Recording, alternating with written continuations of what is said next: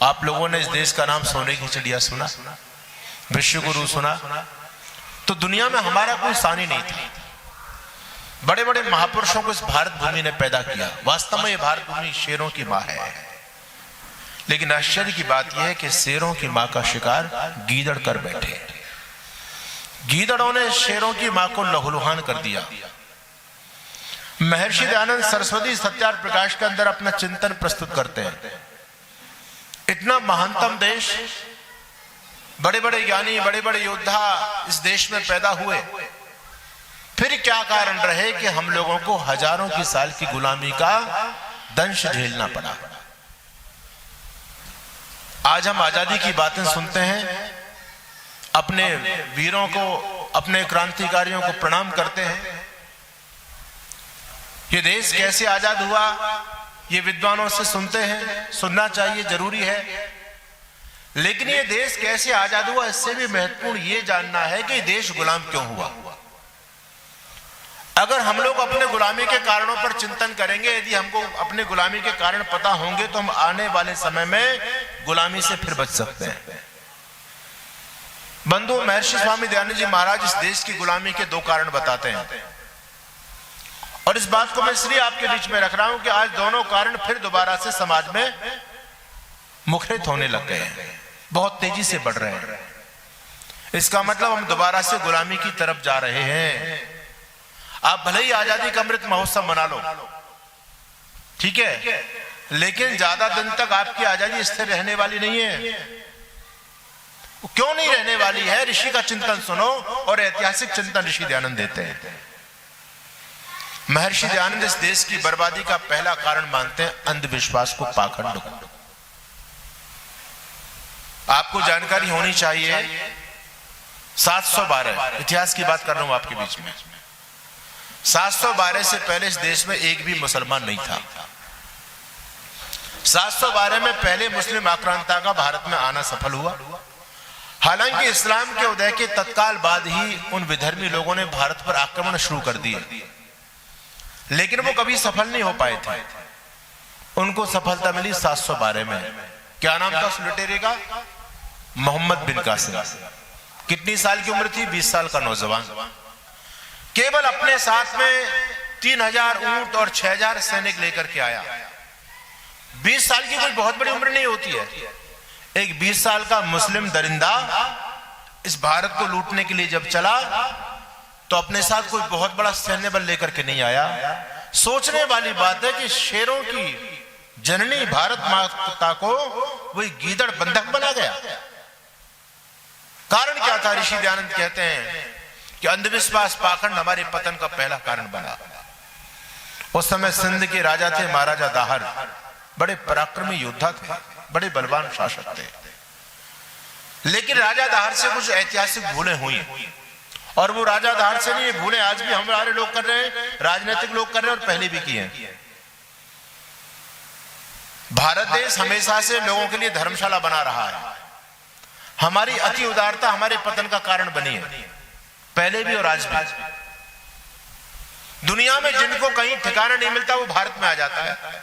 सबके लिए धर्मशाला है भारत। रोहिंग्या जितने भी मुसलमान हैं, म्यांमार से बौद्धों ने इनको ठोक ठोक करके, पीट पीट करके और देश से बाहर निकाल दिया। सारे रोहिंग्या मुल्ला म्यांमार को छोड़ करके भर भर जहाजों में और मुस्लिम देशों की तरफ चले गए। लेकिन दुनिया के किसी भी मुस्लिम देश ने इन रोहिंग्या मुसलमानों को शरण नहीं दी। ये उनके सामने कटोरा लेकर के हाथ फैलाते रहे, लेकिन उन्होंने कह दिया कि हम तुमको कोई शरण नहीं देंगे। बोले क्यों? हम तुम्हारे भाई हैं, क्यों नहीं शरण दे रहे? कहते हैं देखो, ये देश तो पहले से इस्लामिक राष्ट्र है। अगर तुम यहां आकर के बस जाते हो तो कोई बड़ी बात नहीं है। अरे तुम किसी काफिर के देश में जाओ, और वहां जाकर के इतनी बड़ी संख्या में जब तुम काम करोगे तो वो काफिर देश भी इस्लामिक राष्ट्र बन जाएगा। इसलिए हम तुमको शरण नहीं देंगे, जाओ भारत की तरफ। कई महीनों के बाद उन्होंने अपने जहाज भारत की तरफ मोड़े। भारत में मौनी बाबा बैठे थे, और वो बंगाल में बैठी है, वो समझ गए होंगे आप। हाँ, जो भारतीय संस्कृति वैदिक धर्म की विध्वंसनी है, वो जो जानबूझ करके हिंदुओं का मर्डर करा रही है, उसका डीएनए मुसलमानों का है, नाम भले ही उसका ममता बनर्जी हो, लेकिन वास्तव में वो ममता बानो है। इन लोगों ने घुसा लिया सारे देशद्रोहियों को, और आज इस देश में करोड़ों की संख्या में रोहिंग्या मुसलमान पड़ा हुआ है। ना उनके पास कोई आधार कार्ड, ना राशन कार्ड, और इन भारत के मुसलमानों ने अपने घर में छुपा करके रखा हुआ उनको। और किस लिए? कि जब देश में दंगे हालात बनेंगे, जब लड़ाई होगी, तो सारे के सारे रोहिंग्या काम आ जाएंगे। उनकी योजना देखो कितनी बड़ी है। ये भूल आज भी हुई, और ये भूल राजा दहर से हुई। अरब के खलीफा ने कुछ मुसलमानों को देश निकाला दे दिया। कहां जाएं? चलो भारत की तरफ। भारत में आ गए।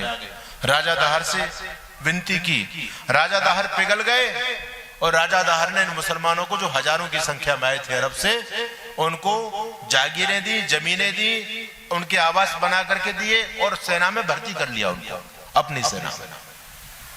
जब राजा दहर को पता चला कि 712 में मोहम्मद बिन कासिम नाम का एक मुस्लिम आक्रांता भारत को लूटने के लिए चला है, तो राजा दहर ने सबसे पहले इन्हीं जो शरणार्थी मुसलमान थे, जो सेना में अधिकारी भी बने हुए थे, इनको राजा दहर ने आदेश दिया कि जाओ उस भारत के विरोधी से युद्ध करो। तो ये कहते हैं कि सम्राट, आपको परेशान होने की आवश्यकता नहीं है, दुश्मन को भारत की सीमा तक आने दो। क्यों परेशान हो रहे हो? कि आपसे ज्यादा बलवान है क्या वो? भारत की सीमा पर आएगा तो गाजर मूली की तरह काट देंगे हम उसको। राजा दहर ने इनका विश्वास किया। जब मोहम्मद बिन कासिम की सेना ने सिंध की सीमा पर दस्तक दे दी, तो राजा दहर ने फिर कहा कि अब तुम क्या देख रहे हो, अब तो दुश्मन सीमा पर आ गया, अब जाओ युद्ध करो। तो ये सारे के सारे मुसलमान, इनका चरित्र बता रहा हूं मैं आज आपको। ये जो है ना पहलगाम में मारे गए, ये कोई पहली घटना नहीं है और ना अंतिम घटना है। पहले भी खूब मारे और आगे भी मारेंगे। तो ये मुसलमान कहते हैं कि सम्राट, हम मोहम्मद बिन कासिम से लड़ाई नहीं करेंगे। राजा दहर ने सुना तो राजा दहर के पैर कांप गए। अरे जब से तुम कह रहे थे कि सीमा तक आने दो, हम गाजर मूली की तरह काट देंगे उसको, और जब दुश्मन सीमा पर आ गया तब तुम ये कह रहे हो कि हम इससे युद्ध नहीं करेंगे। तुमने मेरे साथ धोखा किया। अरे मेरे उपकारों को याद करो। जब तुमको कोई दुनिया में जगह नहीं थी ना, तब मैंने तुमको जगह दी थी, तुमको जीवन दिया, तुम्हारा जीवन बचाया। कहते हैं कि आपके उपकारों को हम मानते हैं, लेकिन हमारे सामने धर्म संकट है। दहर, एक तरफ आप हैं और एक तरफ हमारा धर्म है। एक तरफ आप हैं और एक तरफ हमारा इस्लाम का संदेश लेकर के गजवा हिंद के लिए निकला है वो। हम उसका साथ नहीं दे सकते तो कम से कम उसके मार्ग में बाधा तो नहीं बन सकते। वो भी मुसलमान है और हम भी मुसलमान हैं, और कुरान का आदेश लेकर के निकला है, इसलिए हम आपका साथ नहीं देंगे। और सारे के सारे मुसलमान अल्लाह अकबर का नारा बोल करके मोहम्मद बिन कासिम की सेना में शामिल हो गए। राजा दहर के साथ में पहली गद्दारी हुई, पहली गद्दारी। लेकिन राजा दहर घबराए नहीं, सेना का नियंत्रण अपने हाथ में ले, और कुछ अपने जो गद्दार लोग थे ना, जो राजा दहर से असंतुष्ट थे, उनको भी उन लोगों ने तोड़ लिया, और वो भी मोहम्मद बिन कासिम की सेना में शामिल हो गए। लेकिन राजा दहर ने खुद सेना का नेतृत्व अपने हाथ में लिया। कोई चिंता की बात नहीं, राजा दहर ने जबरदस्त तरीके से संघर्ष किया, युद्ध किया, और वो विधर्मी भागने वाला है, मरने वाला है, कांप गया बुरी तरह से। उसको लगा कि अब मैं भारत से जिंदा वापस नहीं जा पाऊंगा। इतनी देर में देखो, इस देश का दुर्भाग्य बता रहा हूं मैं आपको, ऋषि की वेदना सुनना सत्यार्थ प्रकाश में। इस देश का दुर्भाग्य ये था कि जो राजा दहर था, उसकी राजधानी में एक बहुत बड़ा मंदिर था, देवल देवी का बड़ा प्रतिष्ठित मंदिर था, और राजा दहर उस देवल देवी का मंदिर का भक्त था। प्रतिदिन पूजा अर्चना करने खुद राजा दहर देवल देवी के मंदिर में जाते थे।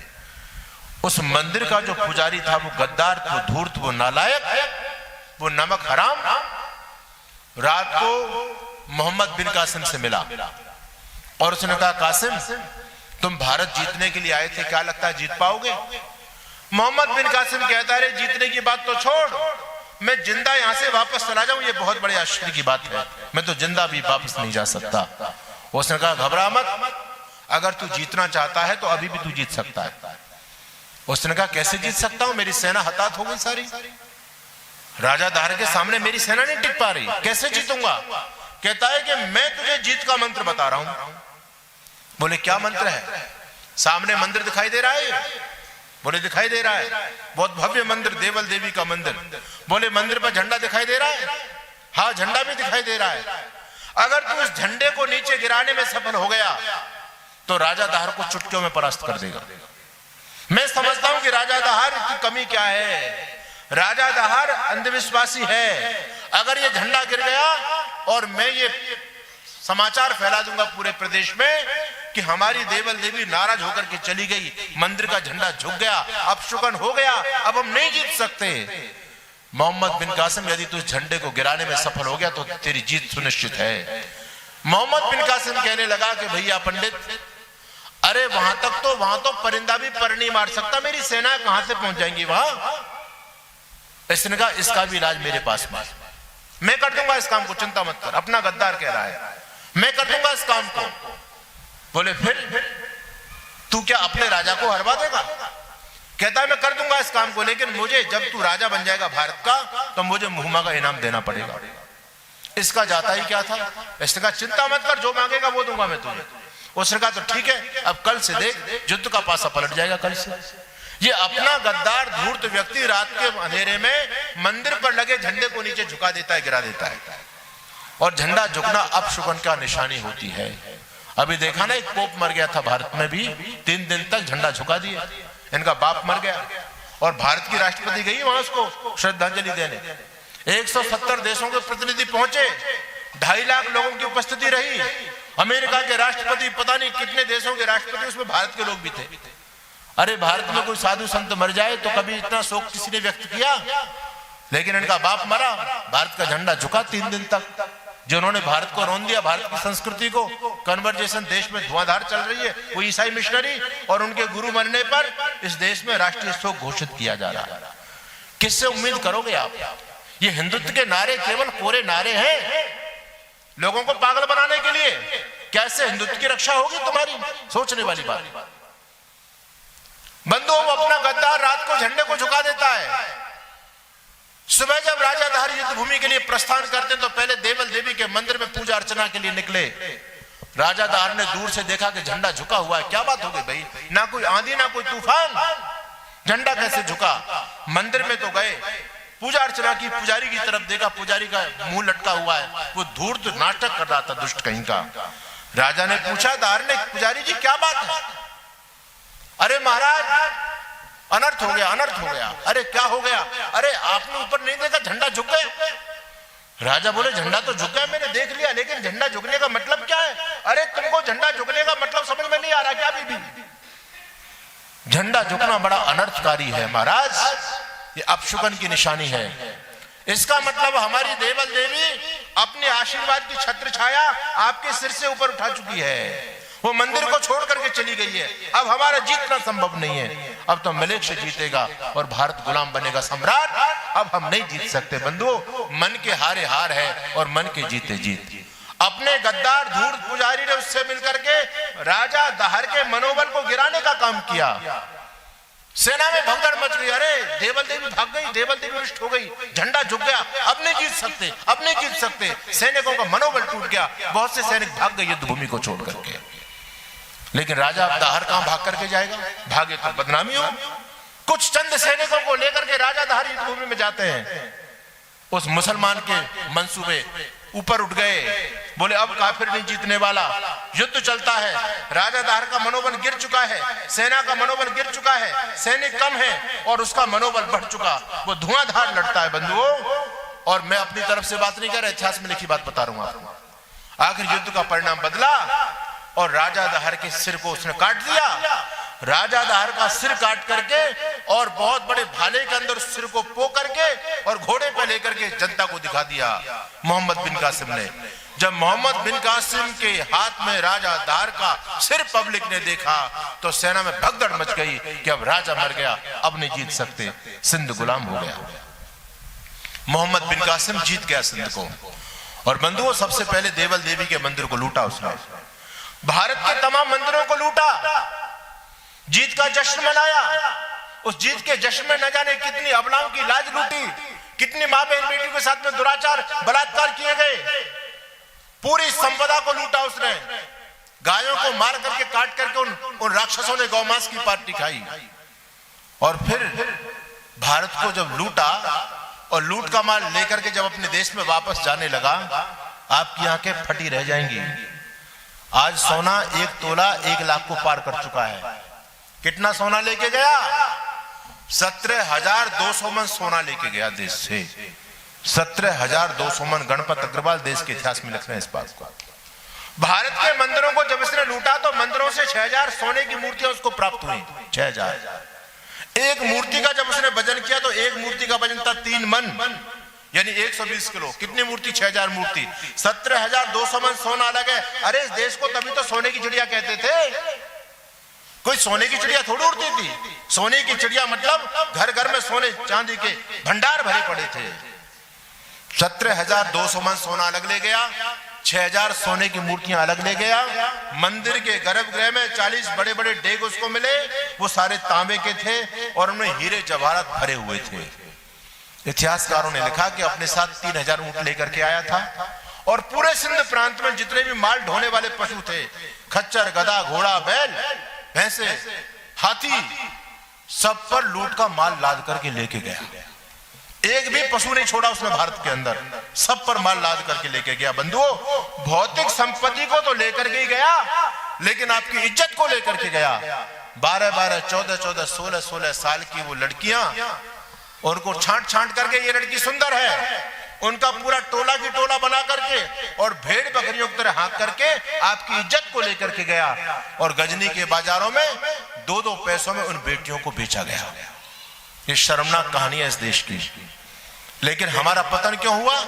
काश राजाधार पाखंडी न होते। राजाधार बहादुर तो थे लेकिन पाखंडी थे।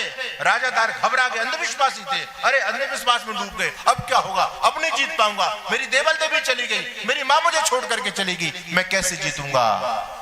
अगर राजाधार अंधविश्वासी पाखंडी ना होते तो 712 में मुसलमानों के कदम इस देश में नहीं जमते।